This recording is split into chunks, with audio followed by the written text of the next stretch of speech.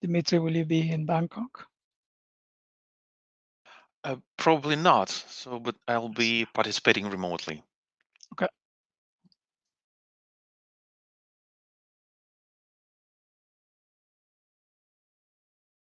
Yeah, a little bit too far away from the UK, but it will be different from Madrid, I hope. Yeah, it's even further from Ottawa. So that's fine. Yeah, makes sense. Okay, we are at the top of the hour, but I'll wait maybe a few more minutes and just give people a chance to join.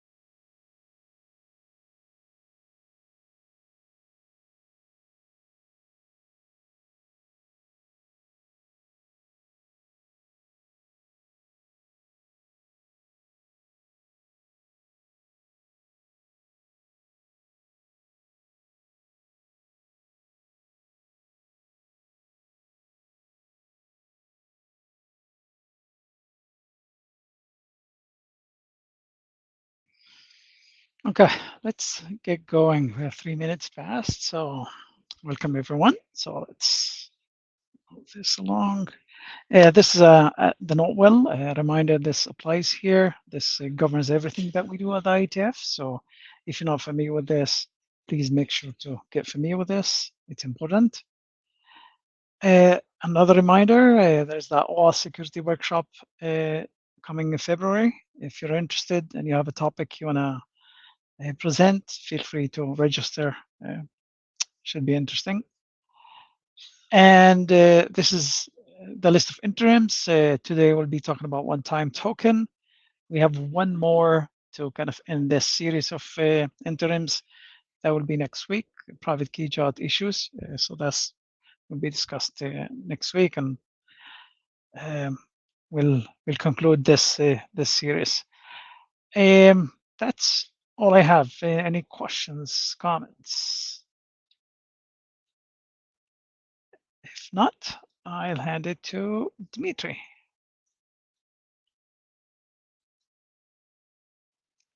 Hi, everyone. Thank you for joining. Thanks, Rifat. So I'm clicking Ask Slides, right? Yep, it should be. I can't see it yet, but it should be coming. Hold on. You should be able to share now. Yeah, there you go. Okay. So hello once again, everyone, and thanks for joining. I'm Dmitry from Backbase UK. I also contribute to the Keycloak project. So today we will be discussing the concept of single-use tokens. I made a presentation at IETF 121. There have been some changes since then. First of all, this idea has undergone like significant simplification. The whole concept of complementary confirmation tokens is gone. So I think it was just a way to overcomplicate things. And the emphasis is now put on a single-use downscoped, like regular or normal access tokens. Also, at least I have created a repo for the draft and started adding content, but unfortunately it's way too early for it to be published even in a draft form, so apologies for that. Hope that changes next time. A quick recap. So in OAuth, we already have like several classes of one-time objects. Let's put it like that. Among them, authorization codes and depot proofs. That means that authorization servers, so in case of authorization codes, and resource servers in case of depot proofs, they already have like developed mechanisms to enforce one-time use of those objects. There is another class that is still not covered by the standards. Those are familiar access tokens. And also there are tokens that are JOTs, but are not issued as part of OAuth flow. In Keycloak, for example, they are called action tokens. So they're issued by the authorization server and used and consumed also by authorization server, like for internal needs. More about that later. So what would be the example use cases for single-use tokens? Of course, payments, and payments again. Everything revolving around like financial subjects, like disclosing card details, etc. Important moment here. There is somebody might already have thought about idempotency. Yes, indeed, there is some overlap, and maybe huge overlap with idempotency here. But what's important, not all of these like bullet points result in a idempotent or unsafe calls like put and post. For example, disclosing, showing card details or generating statements might as well be a get request. Also, the very last item, it's a very recent addition. So I was created a repo for my draft, and I have botched the first attempt. So I decided to kill the repo and start from scratch. And when I was deleting a repo, so GitHub asked me like several questions, like, "Are you sure?" And at the final step, it asked for a one-time password from the Authenticator app. So I'm pretty sure they are using like a single-use access token as well. So I doubt that you will be able to delete. I have to correct you on that one. It's a different work from the OAuth, or no, from the IETF, which I happen to chair the group of. Also, it's funny enough, the group where we did this work on the one-time tokens, the HOTP and DOTP, that was called OAuth, not OAuth, OAuth. Yeah, I remember that like back in the day, like maybe 10 years ago. Yeah, it was a long time ago, but it's that's what is being used there. It's plain simple. So it's in GitHub, right? In like you see that all over the place. Oh, okay. Yeah, thank you very much. I haven't Yeah. haven't had time to look at how it works on GitHub, but nevertheless, we'll have a look just like out of curiosity. And the examples for the non-OAuth tokens, as I said, that are could be issued by the authorization server, then delivered to the client or to the user by a mail, for example, or QR code. So in Keycloak, for example, we have like login via magic link. It could be a like request for password reset, or email confirmation, or even invitation to join an organization.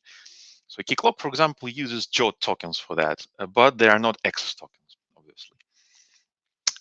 Why do we need to treat single-use tokens differently? It is not only the number of times it could be used or its scope. There are like many other differences. Like it would normally be way more short-lived than the normal access token, like 30 seconds, for example. there should not be and must not be a refresh token in this case. And so a little bit of technical details. So normal access tokens would initiate a session in the authorization server. And in the case of single use tokens, there should be no sessions, or maybe like a transient session. So a question: why do we need a new thing if we already have step up? But single use tokens are different from step up as well. So in the step up scenario, access token is replaced with a more powerful one, which remains like active until the user logs out or performs like a step down explicitly. And what's upgraded in that token is the ACR claim. But in the single use scenario, the normal access token should be put aside by the client. It is temporarily replaced by another token just for one call. And a ACR might be upgraded or might be kept. And what would be definitely upgraded is either scope or authorization data in the case of RAR. So what people would do, like without a standard. So the first item has like it is the most embarrassing I think, because so as I said, we do not need a refresh token for this case. For example, in Keycloak, it is a client level setting to disable a refresh token. So if I bet like people have like more experience than I with other authorization servers. So it will be interesting for me to hear if it's like a client level setting for different software as well. So my colleagues, for example, they had to create a dedicated client just for this single use scenario. So next we start a separate authorization session. Somehow we need to pass the information about the existing access or refresh token just to link the new session with an old one. We'll be requesting a number of custom scopes, and to enforce the non-reuse of the token, we'll revoke it at the end. So what I suggest is to introduce, so I'm sorry, the article probably, the definite article is missing here. So it should read as the use claim. So I suggest a new claim for JOT tokens, for token response, for introspection response, and for authorization endpoint, for authorization request. Currently, I suggest the only valid and recognized value single. So this is how it will look like in the token response. And this is mostly for the client software, for the client library. This claim is used to explain the client library why there is no refresh token. And most importantly, that the client library must not replace the existing access token with the one that it just received, and that it should be used only for one particular request, and then the access token and refresh tokens should be restored.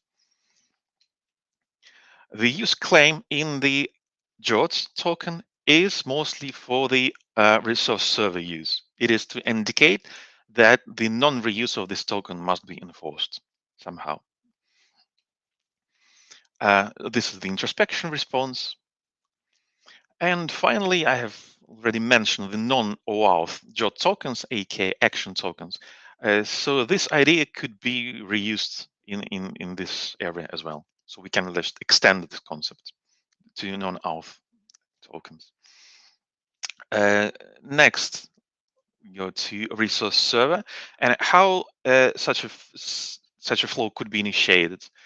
In the case of like non-RAR, in the classic case, this could result from from a token having insufficient scope.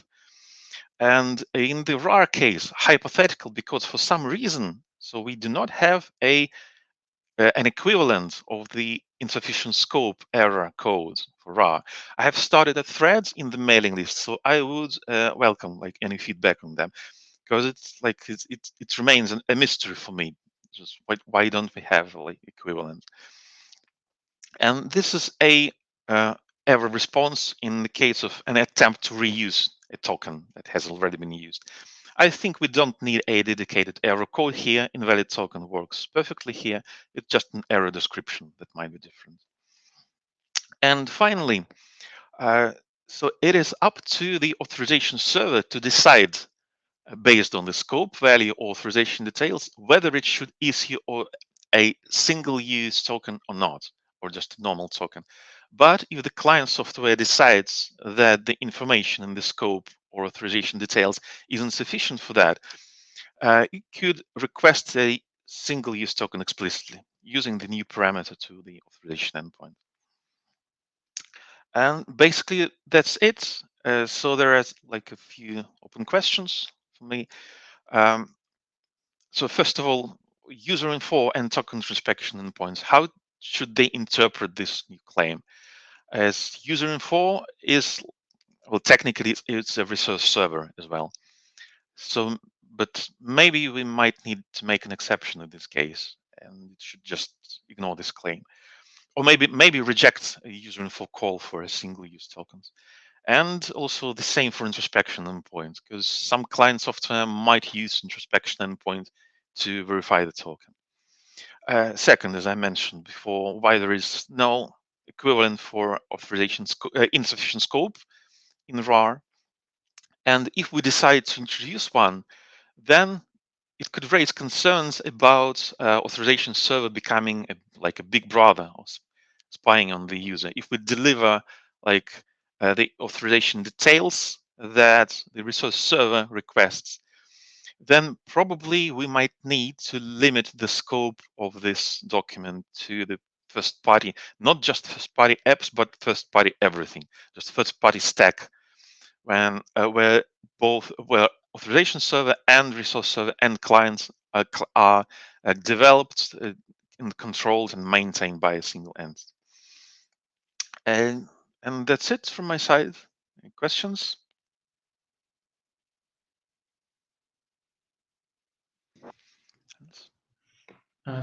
Dmitry, could you go back to the use cases again? Sure. Because you mentioned one of the big use cases is payment, and for the specifically like in the OAUTH working group, when a number of the participants were interested to offer solutions to fulfill this PSD2 Payment Service Directive of the European Commission. Sort of like the MTLS work was started, the Depop work was started, the whole proof of session token effort was sort of like resurrected, and people worked on that. But in that case, as you pointed out in an earlier slide, there are these, they are in some sense single use to some approximation, because you have to produce the proof itself.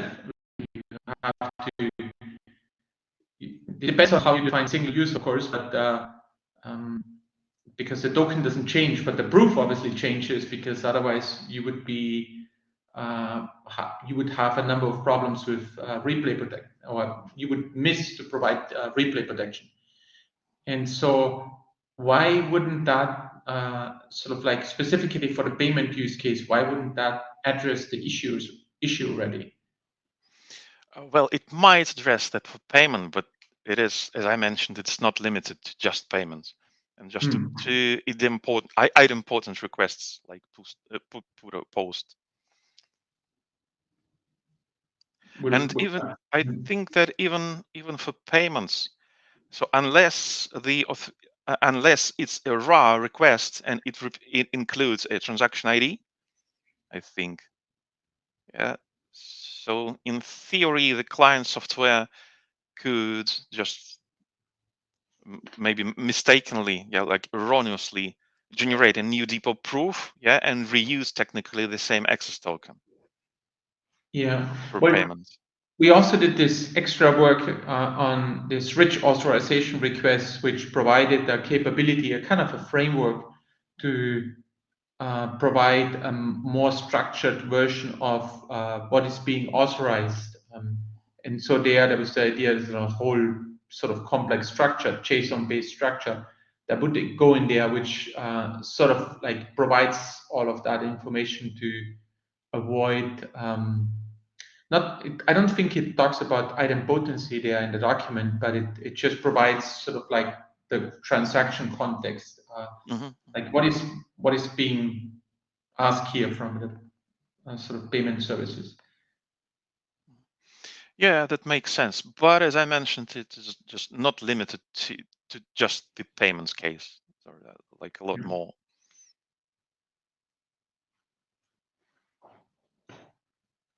Yeah, it's definitely sort of would be good to have sort of very specific use cases where this makes sense, so we can actually describe it, and so we don't offer sort of too many solutions for one specific already covered use case. But yeah, because there's this whole fine line between like how often can I use a token versus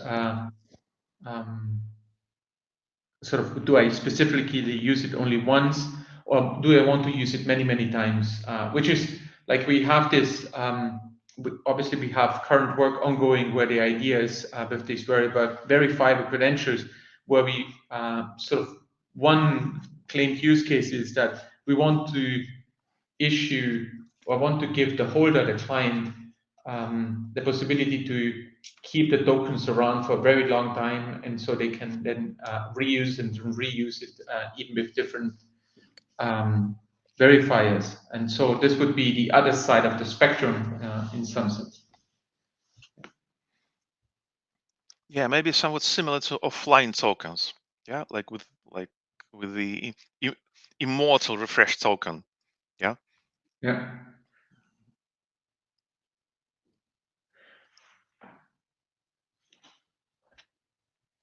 What do others think? Yeah. What do other people have an opinion? Any thoughts?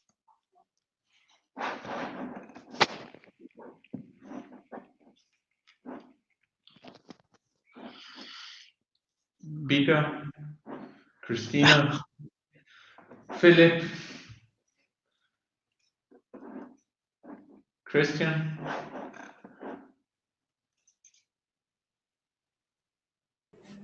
Sorry, I just feel like the need to respond because you called me out. I just jumped in not even 10 minutes ago, so I'm a little behind. Sorry. No opinions. Yeah, we need. The group is a little bit quiet today, so we were trying to wake you up. It's because of a holiday in the States, in the US, so that's the reason, probably. Smaller group today. Can we use this session like in an unusual way? So can a presenter, like myself in this case, ask questions to participants, like Philip in this case? Is it okay? First, let's let Peter, like Peter is in the queue. Let's let Peter ask a question. Okay. Hey, Dimitri. Just a general comment around this idea of single use of anything. Yeah, I think one of the things that we've learned with single-use tokens, or in previous lives, etc., is that it's really sort of tricky. Single use is kind of tricky at scale, because you end up, you have a token, and you may think that you have used it, you sent it, but the recipient never received it, right? And then there's also things around replay or retry, actually, right? I send something, I get some error on the network, I don't know if the recipient received it, and I'm not sure how you think. Like, I'm kind of curious how you think about that, right? Because at very large scale, this is also a globally distributed problem, right? You now have to have some notion of one-time use that you can sort of monitor and audit across very large deployments. And I'm kind of curious how you think of, I'm kind of curious if you've thought about that, or how you think about that. Do you feel like that's kind of maybe not that applicable to your use cases, or just curious about that. That definitely is applicable, and it's going to be challenging. So first of all, I think we need to solve the issue of a clustered RS, for example. I don't know how people solve that with Depop, for example. So when your resource server is clustered, it has dozens of instances, and you receive a Depop proof, and you need to like mark it as already used.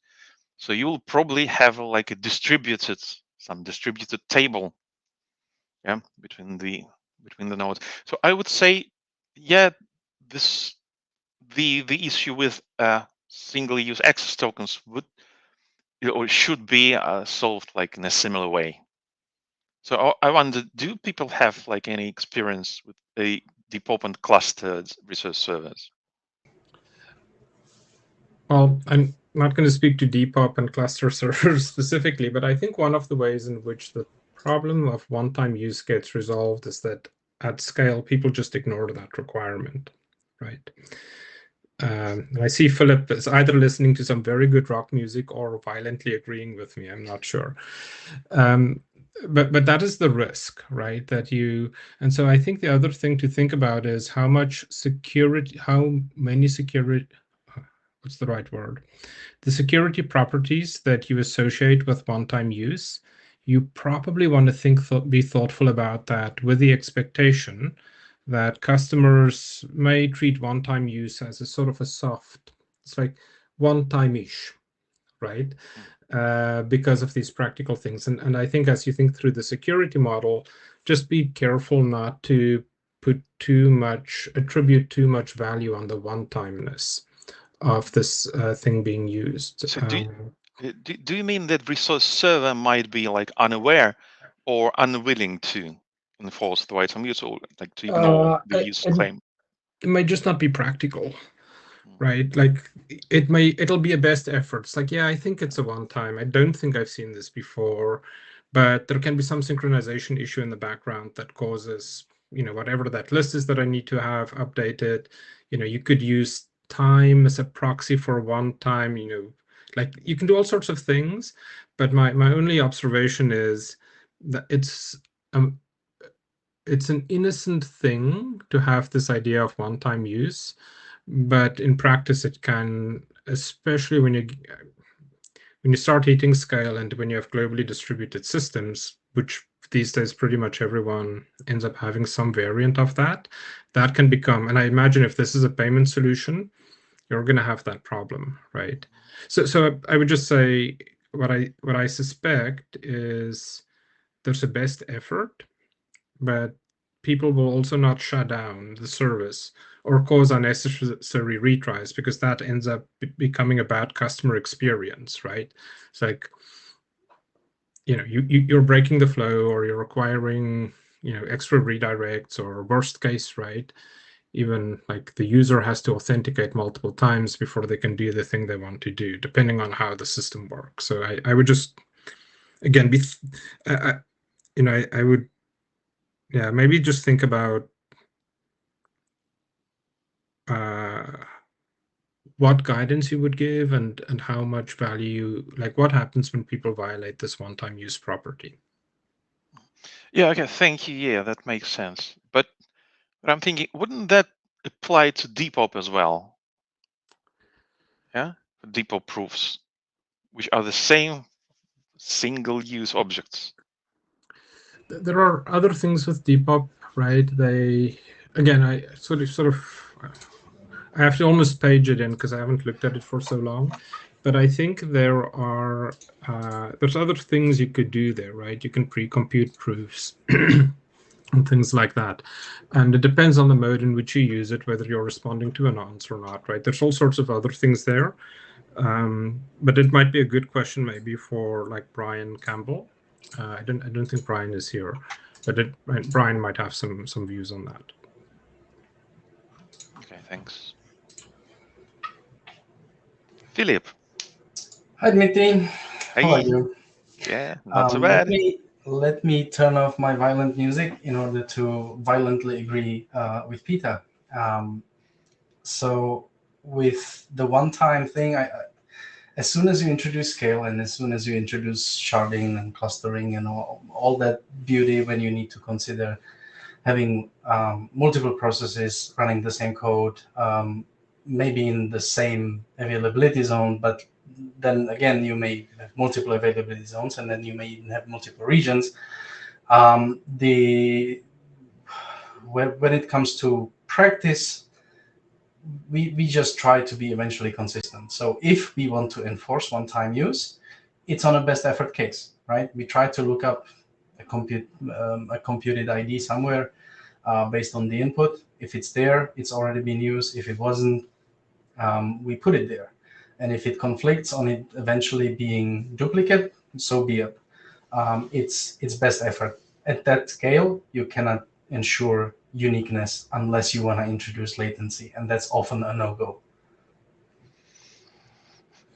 On the topic of depop, before I yield to Hannes, the spec is intentionally written that it's a one-time use. It's intentionally written in a way that the client must generate a unique one for every single request. There is no clause that says the authorization server must ensure one-time use. You mean resource server? Resource or authorization server, doesn't matter, right? The job is the same. On the authorization server, you're using it in PAR, in the token endpoint, at the user info endpoint, if you want to call that a resource. Oh, yeah, that as well. Right. Otherwise, resource server, same thing. You're just validating the job. So nobody's dictating that you must verify. You should probably, because that's why it is there. But in reality, I don't think many people do. And it's the same thing with private key job. It's probably the same thing with, I don't know what else. Private key job for sure.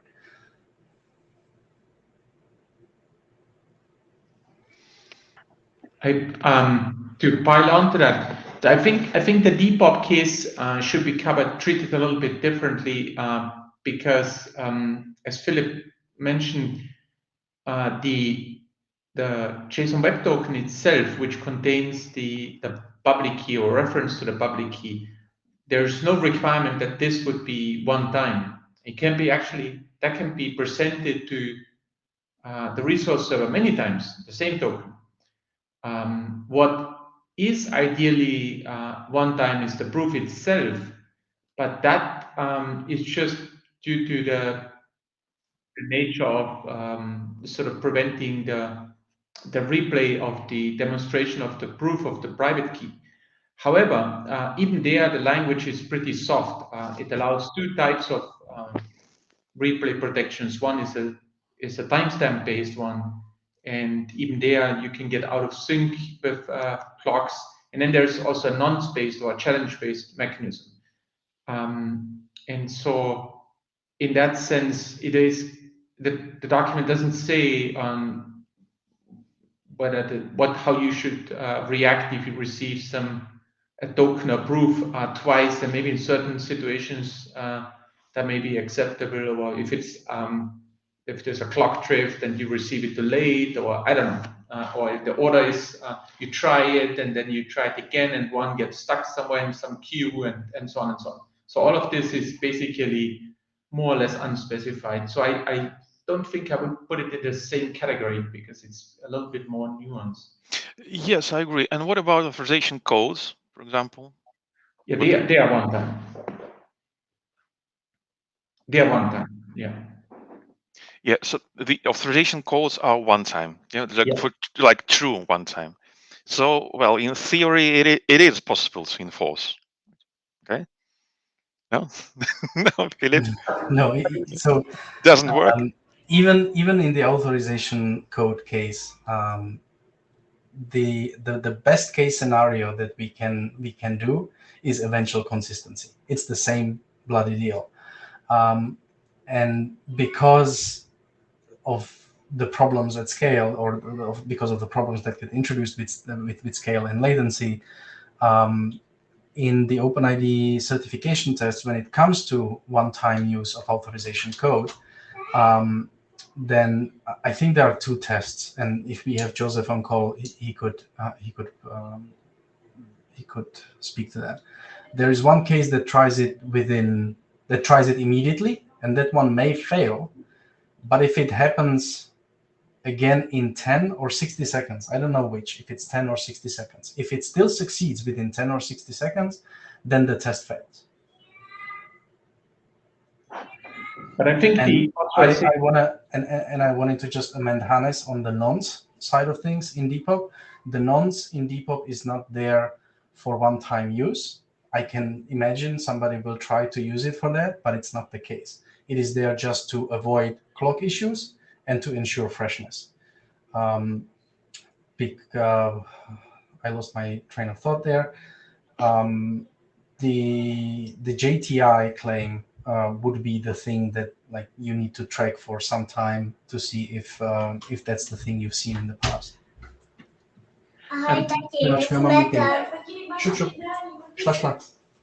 Sorry. You wanted to join the OAUTH working group session. No, they're not decent, man. They just stepped out of the shower. On the authorization code, as you pointed out, Philip, but I think the situation is simpler there than with the previously described cases, because the authorization code is generated by the authorization server and then presented back to the authorization server. While in the other case, we may have the situation where we are the client is presenting the token to different resource servers. Ideally, it should only present it to one, like we have these separate specifications to indicate what the resource servers are to which the tokens are supposed to be presented, but they could be presented to different ones. But here, it's with the authorization code, it's the same server. It goes back to the same body. That makes it, in my opinion, a little simpler. But your mileage may vary.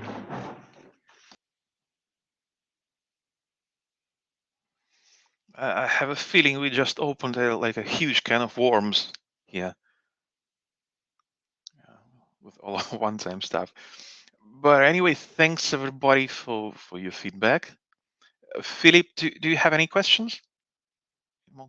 Okay, so there was one question I wanted to ask you, like our client-side guru. So how common is it for a client like JavaScript library to have a single global variable holding an access token and refresh token? Impossible. Impossible. Okay. Only a bad programmer would do that. Okay, thank you very much.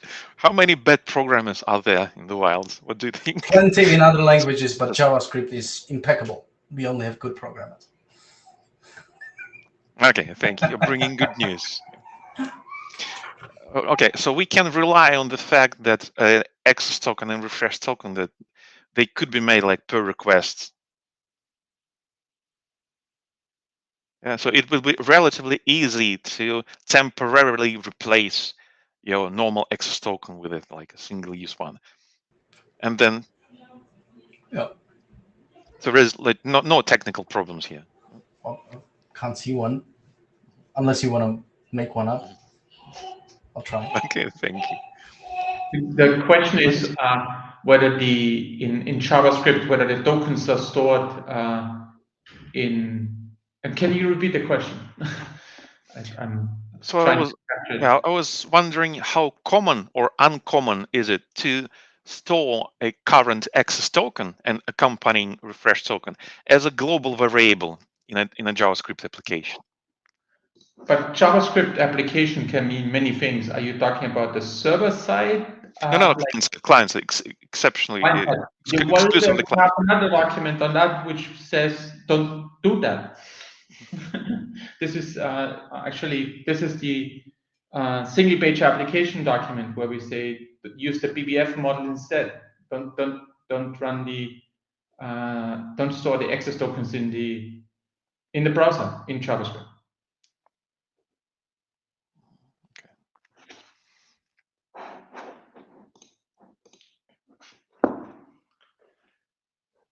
I think it's even. Yeah, it talks about different patterns and it suggests that BFF is the preferred one, but like that doesn't mean that everybody's going to be using BFF anytime soon, right? So Not yet, yeah, or maybe never. But yeah, you are the shepherd. You just send it to the IT for application. Yeah. That's good. Hmm. Okay. So, And I just sent it to IETF last call. Yep. Thank you, Deb. good. Yes. Okay. Anything else? Dimitri, you good? Yeah, I think that brings us to a close. Okay. Awesome. Yeah, you got lots of good feedback here. See, work with that and see how it goes after that. Okay. And if you want to discuss it in Bangkok, let me know and we'll add it to the list. Okay. Okay, thank you very much, everybody. Okay. Thanks, Dimitri. Thank you, everybody.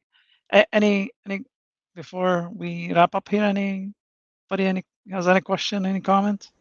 We have another call next week, right? Yep. Yes. Last one is next week. Yes. Very good. Looking Should forward be to fun. Okay. Thank you all. Bye. Thanks, bye. Bye. Bye-bye.